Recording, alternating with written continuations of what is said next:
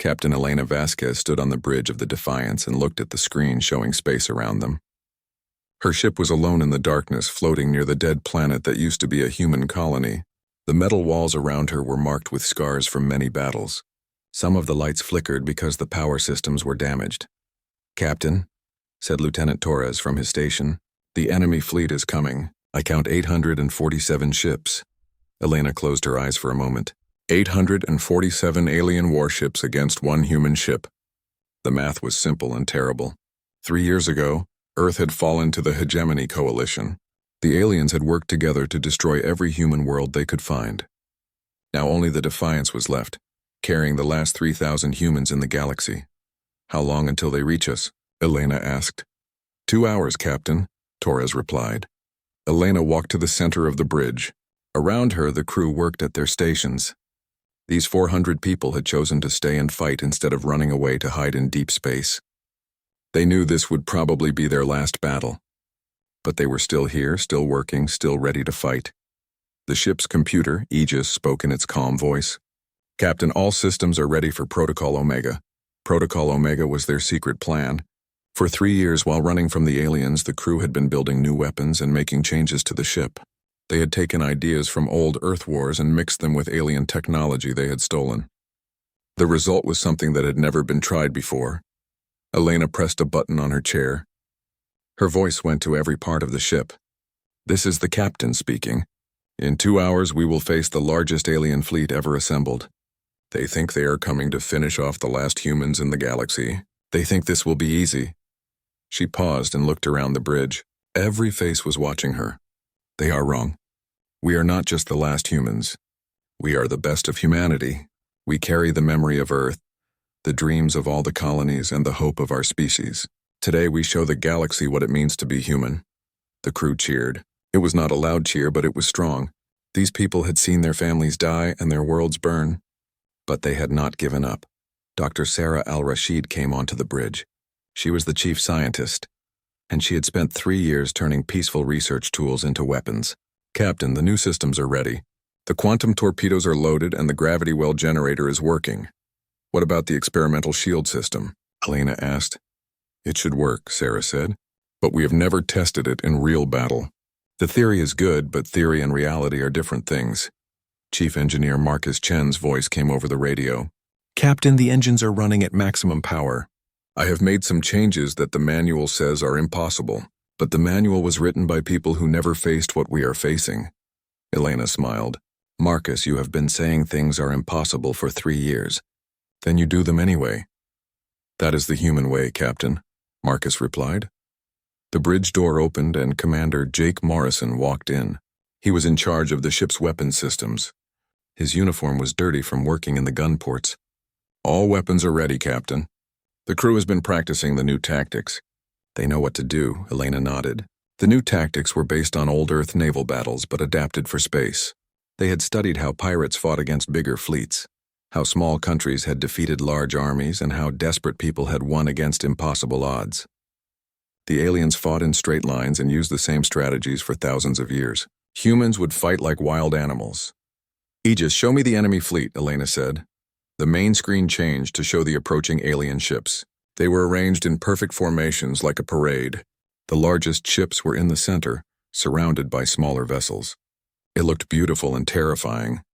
"Look at them," Elena said. "So organized. So predictable. They think war is a dance with rules. They are about to learn that humans do not dance." Lieutenant Torres looked up from his station. "Captain, I am picking up radio messages from the alien fleet." "They are talking about us. What are they saying?" Elena asked. "They are calling us the last pest and the final cleanup. One of their commanders said this battle will take less than an hour." Elena laughed. It was not a happy laugh. "Less than an hour? They really do not understand us." She walked to the window that showed space. Out there, 800 alien ships were coming to kill her and everyone she cared about. But Elena was not afraid. She was angry. For 3 years, she had watched the aliens destroy everything humans had built. They had killed billions of people. They had turned Earth into ash and rubble. "Dr. Al-Rashid," Elena said, "activate the special modifications to our hull." "Yes, Captain," Sarah replied. She pressed several buttons and the ship began to change. The metal plates on the outside moved, revealing hidden weapons and sensors. The Defiance had looked like an old damaged warship. Now it looked like a metal shark with too many teeth. The crew watched their ship transform. For 3 years they had been pretending to be weak and desperate, but they had been planning and building and preparing for this moment. The Defiance was not just a warship anymore. It was humanity's final answer to those who thought they could wipe out the human race. Energy readings are off the charts, Torres reported. The aliens must be seeing this. Their formation is starting to change. Elena sat in her captain's chair. They are probably confused right now. They expected to find a broken refugee ship full of scared people. Instead, they found us. Commander Morrison checked his weapons one more time. Captain, the crew is ready. We have enough ammunition for a long fight, and the new energy weapons are fully charged. Remember, Elena said to everyone on the bridge, we are not trying to destroy all 800 ships. We just need to hurt them enough to make them think twice about attacking humans. We need to show them that even when we are down to our last ship, we are still dangerous. The alien fleet was getting closer. On the screen, Elena could see individual ships now. Some were the size of cities. Others were fast attack vessels built for quick strikes. All of them had weapons that could destroy planets. But Elena was not impressed. Aegis, begin charging the main weapons. Set all systems to battle mode. The ship's lights dimmed as power flowed to the weapons and shields. The Defiance was ready for war. 1 hour until contact, Torres announced. Elena stood up from her chair. This is it, people. The last battle of the human race. Let us make sure the galaxy remembers us not as victims, but as fighters. Let us show them what happens when you try to cage a wild animal. The crew looked at their captain with respect and love. They knew she would lead them well even into death. Outside, the alien fleet continued its approach, confident and proud. They had no idea what was waiting for them. The first alien ships opened fire when they were still far away. Bright beams of energy crossed the darkness of space, heading for the Defiance. Captain Elena Vasquez gripped her chair as the ship shook from near misses. Shields holding at 90%, reported Commander Morrison. They are testing us. Elena watched the alien fleet spread out. 12 different species were represented in that massive force. Each had their own type of ships and weapons. But they all fought the same way, using formations that were thousands of years old. They moved like a machine, predictable and slow to change. Aegis, begin evasive pattern alpha, Elena ordered. The Defiance suddenly shot forward, moving faster than should be possible for a ship its size. Chief Engineer Marcus Chen had modified the engines to work beyond their normal limits. The alien commanders watching on their screens were surprised to see the human ship moving so quickly. Enemy ships are trying to surround us, Lieutenant Torres said. 40 vessels moving to cut off our escape routes. Escape routes? Elena smiled. We did not come here to escape. Morrison, fire the quantum torpedoes. The Defiance launched 6 small missiles that moved in strange patterns, bending space around them. The alien ships fired their defensive weapons, but the torpedoes ignored the attacks and struck their targets. 3 alien cruisers exploded in bright flashes. The alien fleet commanders could not believe what they had seen. Their sensors showed that the human torpedoes had somehow moved through solid matter to reach their targets. This was supposed to be impossible. Torres, are you picking up their communications? Elena asked. Yes, Captain. They are very confused. One commander is saying our weapons violate the laws of physics. Another is asking how an old human ship can move so fast. Dr. Sarah Al-Rashid looked up from her science station. Captain, the gravity well generator is ready to use. Elena nodded. Do it. Sarah pressed a button and space around the Defiance began to bend. Suddenly, 50 alien ships found themselves being pulled toward each other by artificial gravity. They tried to break free, but their own engines worked against them. Several ships crashed into each other before they could escape. The alien fleet had lost 23 ships in the first 10 minutes of battle. They had not even managed to hit the Defiance with a single shot. Their perfect formations were breaking apart as ships tried to avoid the human vessel that seemed to appear everywhere at once. Admiral Kethvar of the Zenthari Empire spoke to his fleet commanders on the radio. This is impossible. Our intelligence said the humans were defeated. Their last ship should be desperate and weak. Sir, replied Commander Istok of the reptilian fleet. Perhaps our intelligence was wrong. The human ship fights like nothing we have ever seen. Elena heard these conversations because Torres had hacked into their communications. She smiled as she listened to the alien commanders argue with each other. Fear was spreading through their fleet like a disease. "Marcus," Elena spoke into her radio. "How are the engines holding up?" "The modifications are working better than expected, Captain," Marcus replied from the engine room. "But I am pushing them past safe limits. We can keep this up for maybe 2 hours before something breaks." 2 hours is enough," Elena said. The Defiance spun around and charged straight at a group of alien battleships. These massive vessels were 3 times larger than the human ship. Their commanders expected the smaller ship to change course at the last moment. Instead, Elena ordered full power to the front shields and rammed into the first battleship. The alien ship's hull cracked like an egg. The Defiance pushed through the wreckage and immediately fired all weapons at the second battleship. The alien vessel's shields failed and its weapon systems exploded. 37 enemy ships destroyed, Morrison reported. "We have taken minor damage to the front section, but all systems are working." The alien fleet was now afraid. Their ships began to spread out more, trying to stay away from the dangerous human vessel, but this made them easier targets. Elena ordered hit-and-run attacks, striking quickly and then disappearing behind asteroids or debris. Dr. Al-Rashid had turned the ship's medical equipment into weapons. She fired beams that made alien crew members sick and confused. She used the communication array to send sounds that hurt alien ears. Every peaceful tool on the ship became a weapon. "Captain," Torres said, "the aliens are changing their strategy. They are bringing up their planet-killer weapons." Elena looked at the screen and saw massive ships moving to the front of the alien fleet. These vessels were designed to destroy entire worlds. Using them against one ship was like using a nuclear bomb to kill a fly. "They are getting desperate," Elena said. "Good. Desperate enemies make mistakes." The planet-killer weapons charged up, gathering enough energy to crack a moon in half. The alien commanders thought that surely no ship could survive such an attack. They aimed carefully and fired. The Defiance vanished. For a moment, the aliens thought they had won. Then their sensors detected the human ship behind their formation. Elena had used a combination of new technology and old Earth submarine tactics to disappear from their sensors and reappear where they did not expect. "How did they do that?" Admiral Kethfer asked his crew. "Unknown, sir. Our sensors show the human ship was destroyed, but clearly it was not." Elena ordered the crew to target the command ships. These vessels controlled the alien fleet's movements. If they could destroy or damage the command ships, the alien fleet would become confused and disorganized. The Defiance moved like a ghost through the alien formation. Its weapons struck with perfect accuracy, hitting communication arrays and command centers. Soon, different parts of the alien fleet could not talk to each other. "Captain," Morrison said, "we have destroyed 47 enemy vessels and damaged twice that many, but they are starting to adapt to our tactics." Elena knew this would happen. The aliens were not stupid, just predictable. Eventually, they would figure out how to fight the human ship. But by then, Elena hoped to have hurt them enough to make them think twice about attacking humans again. "Aegis," Elena said, "begin battle pattern Omega-7. This was their most dangerous tactic. The Defiance would sacrifice its defensive capabilities to increase its offensive power. The ship's shields would be weakened, but its weapons would become much more deadly." "Are you sure, Captain?" Commander Morrison asked. "If we take a direct hit, the shields might not hold." "We did not come here to play it safe," Elena replied. The ship's energy flowed from the defensive systems to the weapons.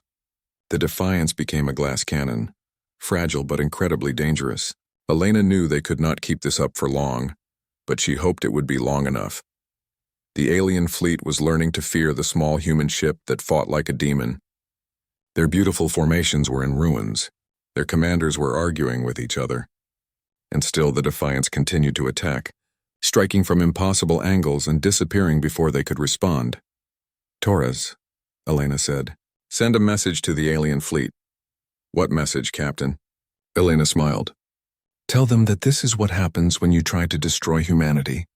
Tell them we will never surrender, never give up, and never stop fighting. Tell them they can kill us, but they cannot defeat us." The message went out in 12 different alien languages. Across the enemy fleet, crews heard the human captain's words and felt something they had not expected to feel in this battle: respect for their enemy. The battle had been going on for 3 hours, and the alien commanders were starting to panic. Admiral Kethvar stared at his tactical display in disbelief. His fleet had lost over 100 ships while the single human vessel seemed unstoppable. "How is this possible?" he asked his staff. We have studied human military tactics. They should not be able to fight like this. Commander Yistok hissed in frustration. Sir, I think our studies were incomplete. The humans are not fighting by any rules we understand. On the Defiance, Captain Elena Vasquez was proving why humans were different from every other species in the galaxy. While the aliens had spent thousands of years perfecting their military traditions, humans had spent their entire history learning to adapt and survive. Torres, hack into their fleet communications again, Elena ordered. I want to hear what they are saying about us. The bridge speakers crackled as alien voices filled the air. The crew of the Defiance listened as their enemies talked about them with growing fear and confusion. The human ship just appeared behind our 7th battle group, one alien captain reported. How are they moving so fast? They are using some kind of stealth technology, another voice replied. Our sensors cannot track them properly, Elena laughed. Stealth technology? We are just using tricks we learned from old submarine warfare. Turn off the engines, drift like debris, then surprise them when they get close. Dr. Sarah Al-Rashid looked up from her station. Captain, I have been studying the alien battle formations. They follow very strict patterns. Each species has its own way of fighting, but they never change or adapt. That is their weakness, Elena said. They think war is a chess game with rules that never change. But humans know that in real war, the only rule is to win. The Defiance suddenly changed course and headed straight for the alien fleet's supply ships. These vessels carried fuel and ammunition for the warships. The aliens had put them in the back of the formation because they thought they would be safe there. They were wrong. The human ship appeared among the supply vessels like a shark in a school of fish. Elena's crew destroyed 12 support ships in 5 minutes before the alien escorts could respond. Without fuel and ammunition, many of the alien warships would soon be helpless. This is barbaric, Admiral Kethavar said to his officers. Attacking supply ships violates the laws of civilized warfare. Sir, his tactical officer replied, I do not think the humans care about our laws. The tactical officer was right. Elena and her crew were not fighting a civilized war. They were fighting for the survival of their species, and that meant using every trick, every advantage, and every dirty tactic they could think of. Commander Morrison fired the ship's weapons at an alien cruiser, but instead of trying to destroy it, he targeted specific systems. He knocked out the ship's communications, then its weapons, then its engines. The alien crew found themselves floating helplessly in space while the battle continued around them. Why do we not just destroy them? Asked Lieutenant Torres. Because scared enemies tell stories, Elena replied. Destroyed enemies tell no stories. I want some of these aliens to go home and tell everyone what happened here. Chief Engineer Marcus Chen had been working for 4 hours straight to keep the ship's systems running. The modifications he had made were holding up better than expected, but he knew they could not last forever. Captain, Marcus said over the radio, the quantum drive is starting to overheat. If we push it much longer, we might lose our speed advantage. How much longer can you give me? Elena asked. Maybe 1 more hour at full power. After that, we will have to slow down or risk the whole system exploding. Elena looked at the tactical display. The alien fleet still had over 600 ships left. Even with all their victories, the Defiance was still outnumbered by an impossible amount. But the aliens were no longer confident. Their perfect formations had been destroyed. Their supply lines were cut. Their communications were disrupted.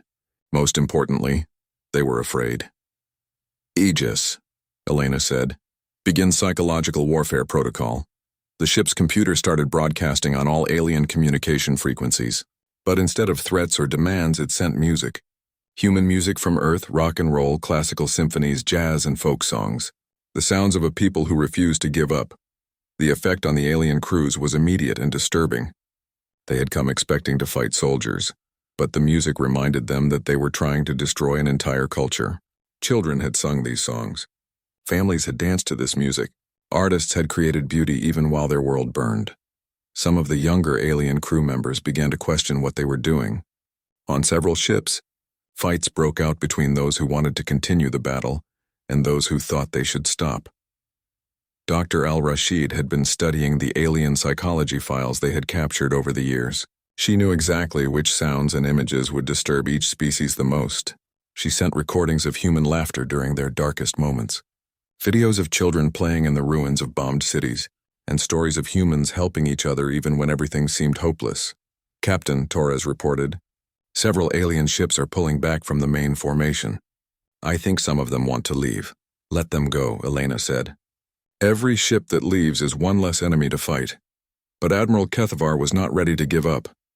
He ordered his remaining ships to form a sphere around the Defiance, trying to trap the human vessel in the center, where it could not escape. They think they have us surrounded, Elena observed. They do not understand that we are not trying to escape. We are trying to win. The Defiance activated every weapon system at once. Quantum torpedoes, energy beams, gravity bombs, and kinetic missiles all fired in different directions. The alien ships forming the sphere found themselves under attack from the inside. But this time some of the aliens were ready. They had studied the human attack patterns and set up crossfire zones.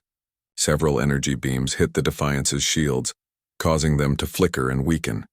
Shields down to 60%, Morrison reported. Elena felt the ship shake as more alien weapons found their target. For the first time in the battle, the Defiance was taking serious damage. Marcus, I need more power to the shields, Elena said. I am trying, Captain. But the systems are already beyond their limits. The aliens pressed their attack, sensing that they might finally be able to hurt their elusive enemy. Dozens of ships fired at once, their beams converging on the human vessel. But Elena was ready for this. She had been waiting for the moment when the aliens would commit everything to one attack. Sarah, activate the experimental defense system, Elena ordered. Captain, we have never tested it. It might not work. Then we will find out together. Dr. Al-Rashid pressed a series of buttons and the space around the Defiance began to shimmer. The incoming alien weapons hit some kind of barrier and bounced off in random directions. Several alien ships were destroyed by their own reflected fire. Impossible, Admiral Kethavar shouted. Our weapons are hitting their ship directly. The sensors confirm it. Sir, his science officer replied. I think the humans have learned to manipulate space-time itself. They are bending reality around their ship. The alien fleet was now facing something beyond their understanding. A single human ship was not just defeating them, it was breaking the laws of physics to do so. Some of the alien crews began to believe they were fighting demons rather than mortals. But Elena knew the truth. They were not using magic or impossible technology. They were using the most human trait of all, the refusal to accept that something could not be done. This is Captain Elena Vasquez of the Terran defense ship Defiance. She broadcast to the alien fleet. You came here to finish what you started. You wanted to wipe out the last humans in the galaxy. But you made one mistake. The alien fleet listened to her words. You thought we would be afraid. You thought we would beg for mercy. You thought we would die quietly. But we are human. We do not know how to give up. And today you are going to learn why that makes us the most dangerous species in the galaxy. The alien fleet had lost all patience with honorable combat. Admiral Kethavar stared at his tactical screen showing nearly 200 of his ships destroyed or disabled. The single human vessel continued to dart between his formations like an angry wasp, striking and disappearing before his gunners could respond. Enough, Kethavar said to his fleet commanders. Bring forward the planet killer cannons. All of them, sir, Commander Yistok replied. Those weapons are designed to crack worlds. Using them against one ship seems excessive. This is not just one ship, Kethavar snarled. This is the last ember of humanity, and I will not let it continue to burn. Charge all planet killer weapons. Target the human vessel. I do not care if we have to destroy this entire star system to kill them. On the Defiance, Captain Elena Vasquez watched as 12 massive alien ships moved to the front of the enemy formation. These vessels were each the size of a small moon, and their weapons could turn planets into asteroids. She had hoped the aliens would stay focused on ship-to-ship combat, but desperation was making them careless. Aegis. Analysis of the planet killer weapons, Elena said. The ship's computer responded immediately. 12 Class A stellar disruption cannons charging. Combined energy output will be equivalent to a supernova. Current shield strength insufficient to survive direct hit. Chief Engineer Marcus Chen's voice came over the radio. Strain clear in his words. Captain, the quantum drive is failing. I have been pushing it beyond all safety limits for 6 hours. The containment field is weakening and the power couplings are burning out. Elena closed her eyes for a moment. The ship that had carried them through 3 years of running and fighting was finally reaching its limits. The modifications that had made them impossible to catch were breaking down one by one. How long before complete failure? Elena asked. Maybe 30 minutes if we keep pushing this hard. An hour if we reduce power to minimum. Elena looked around the bridge. Her crew was exhausted but still working. Commander Morrison's uniform was torn and stained from crawling through damaged sections to repair weapons. Dr. Al-Rashid had burns on her hands from fixing overloaded science equipment. Lieutenant Torres had been at his station for 8 hours without a break. Captain, Torres said, the alien communications are getting interesting. They are arguing about whether to use the planet killers. Some of the species think it is dishonorable to use such weapons against a single ship. Let me hear it, Elena said. The bridge speakers filled with alien voices speaking in different languages. The computer translated them into English. This is madness, said one alien commander. We are a fleet of 800 ships and we are about to use world-ending weapons against one damaged vessel. What will the galaxy think of us? The galaxy will think we are victorious, Admiral Kethvar replied. Honor means nothing if we are all dead, Elena smiled grimly. They are more afraid of us than we are of them. That gives us an advantage. But she knew the situation was desperate. Even if they could dodge the planet-killer weapons, their ship was falling apart around them. The shields were down to 30%. The main weapons were overheating. And according to Marcus, they had less than an hour before the engines failed completely. Dr. Al-Rashid, Elena said, what is the status of our experimental systems? Sarah looked up from her station, her face pale but determined. The quantum core modifications are holding, but barely. I have an idea, Captain, but it is extremely dangerous. More dangerous than 12 planet-killer cannons? Much more dangerous. If I am wrong, we will not just die. We will take most of this star system with us. Elena considered this. Outside, the massive alien weapons were almost finished charging. In a few minutes, they would fire enough energy to destroy a world. The Defiants could not run fast enough to escape, and their shields could not survive the attack. What is your idea? Elena asked. We turn our failing quantum core into a weapon. Instead of trying to contain the energy, we let it loose in a controlled way. It would create a temporary singularity that could destroy the alien fleet. And us too? Commander Morrison asked. Probably. The mathematics are unclear. We might survive if we can ride the gravitational wave correctly, or we might be torn apart at the atomic level. Elena walked to the center of the bridge. Around her, the crew waited for her decision. They had followed her for 3 years through the destruction of their civilization. They had trusted her to keep them alive when everything else had failed. Now she had to decide whether to gamble their lives on an untested theory. How long do we have before the planet killers fire? Elena asked. 3 minutes, Torres replied. Elena made her choice. Sarah, prepare the quantum core modification. Marcus, I need you to override all safety systems on the engines. We are going to push them past the breaking point. Captain, Marcus said, if I do that, the engines will explode. That is the idea. Aegis, prepare to transfer all ship's power to the quantum core on my command. The crew worked frantically to prepare for something that had never been attempted. They were about to turn their ship into a bomb that could destroy star systems. It was insane, impossible, and completely human. Planet-killer weapons are firing, Torres announced. On the main screen, Elena watched 12 beams of pure destruction heading toward them. Each beam was wide enough to engulf a battleship and hot enough to melt through the core of a planet. Now Sarah, Dr. Al-Rashid activated her modifications to the quantum core. The ship's engine room filled with light as matter and energy began to transform in ways that violated every known law of physics. The Defiant started to shake as space-time itself bent around the failing containment field. Marcus, give me everything the engines have. Yes, Captain. Overriding all safety systems now. The ship's engines screamed as they pushed beyond their design limits.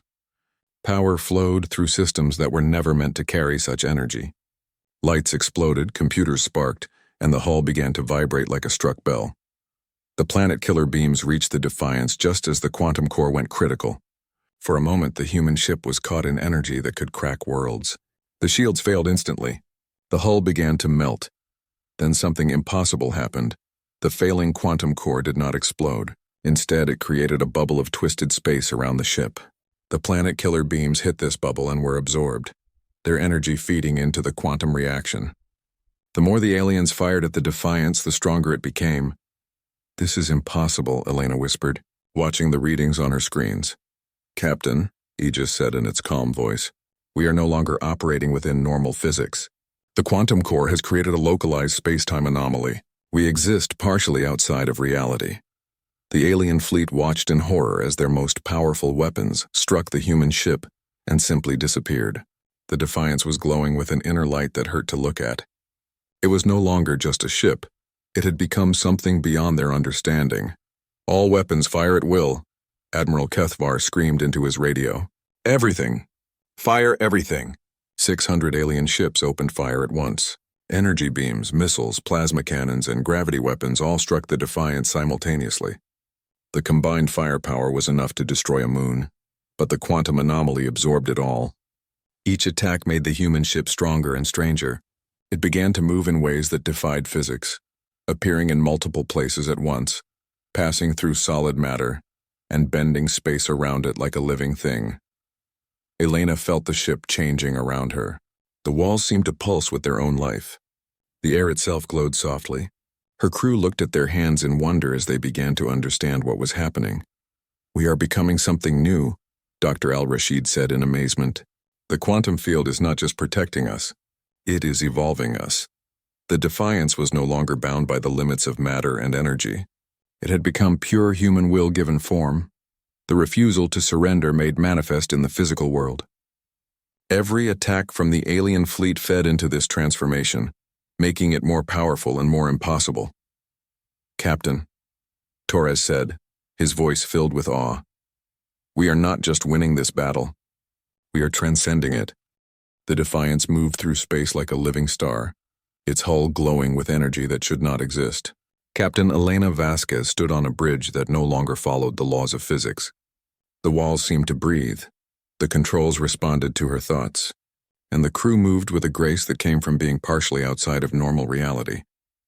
Admiral Kethvar stared at his screens in complete terror. His fleet had fired everything they had at the human ship, but each attack had only made it stronger. The vessel that had once been a damaged warship was now something that his science officers could not even categorize. "Sir," his tactical officer said, his voice shaking, "our weapons are having no effect. In fact, I think we are making it more powerful." "That is impossible," Kethvar replied, but his words carried no conviction. Everything about this battle had been impossible from the beginning. On the Defiance, Dr. Sarah Al-Rashid watched the readings on her instruments with wonder and growing understanding. "Captain, the quantum field has stabilized. We are not going to explode. Instead, we have become something entirely new." Elena felt the change in herself and her crew. They were still human, but they were more than human now. The desperate modifications to their ship had torn a hole in reality itself, and they had fallen through into something greater. "Aegis," Elena said. "What is our status?" "Captain, we exist in a state of quantum superposition. We are simultaneously matter and energy, real and unreal, present and absent. The crew remains biologically human, but you now have access to forces beyond conventional physics." Elena looked at the alien fleet surrounding them. 600 ships filled with beings who had come to destroy the last humans in the galaxy. They had expected an easy victory against a broken refugee ship. Instead, they had awakened something that defied their understanding of reality. "Open a channel to all alien vessels," Elena commanded. Her voice reached every ship in the enemy fleet, speaking in each crew member's native language without any need for translation. The quantum field allowed her words to bypass normal communication and speak directly to their minds. "I am Captain Elena Vasquez of humanity," she said. "You came here to finish what you started 3 years ago. You wanted to erase us from the galaxy like we never existed, but you made a fundamental error in your calculations." The alien crews listened in growing fear as her words echoed inside their heads. "You thought we were just another species to be conquered. You saw our ships and planets as things to be taken or destroyed.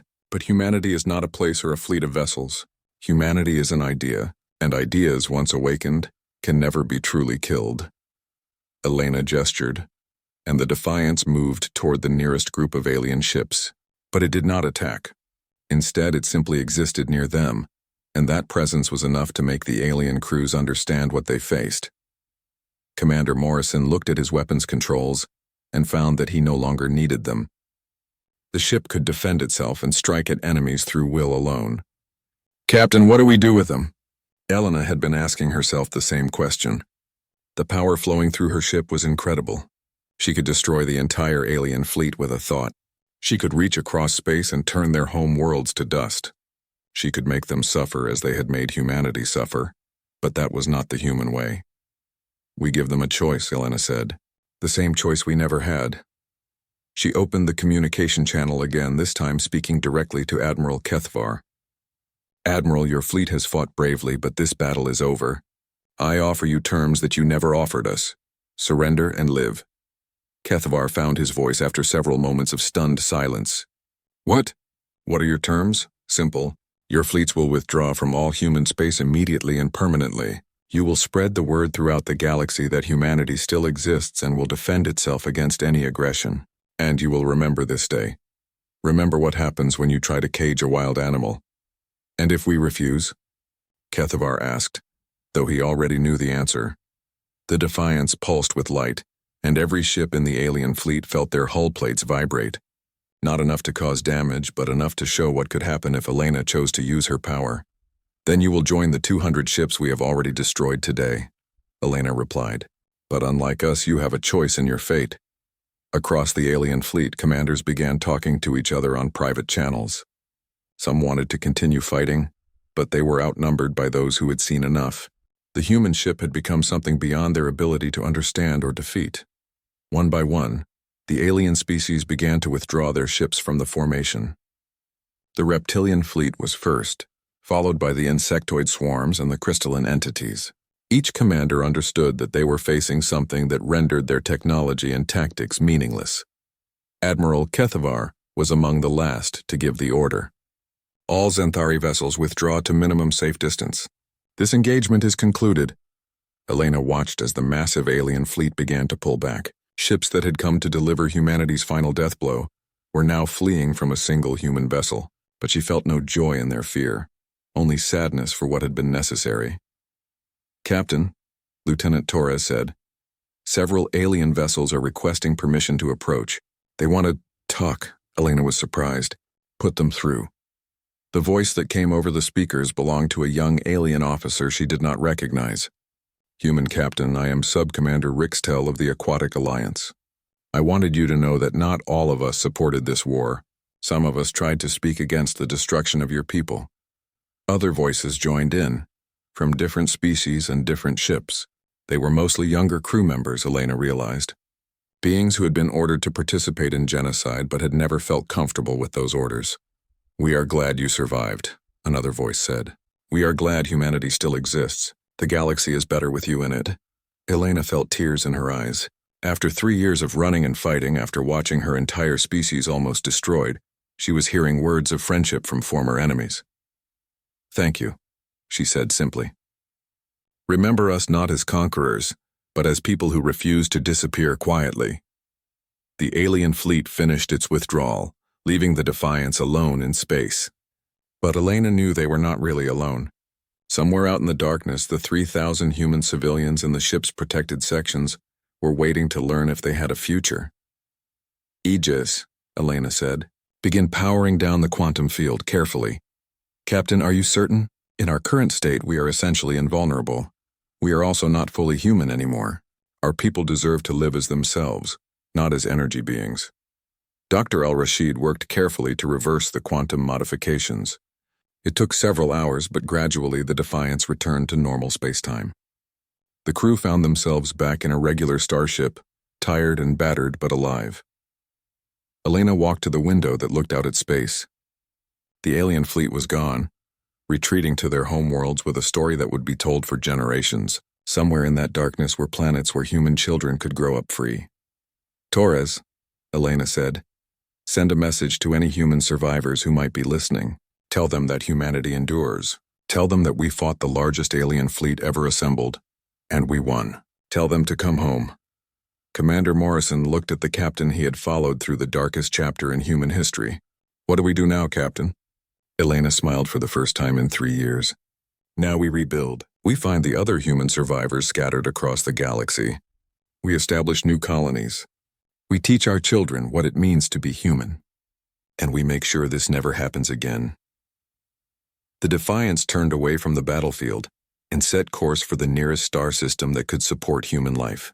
Behind them, Space was filled with the debris of alien ships, a monument to what happens when someone tries to destroy an idea whose time has come.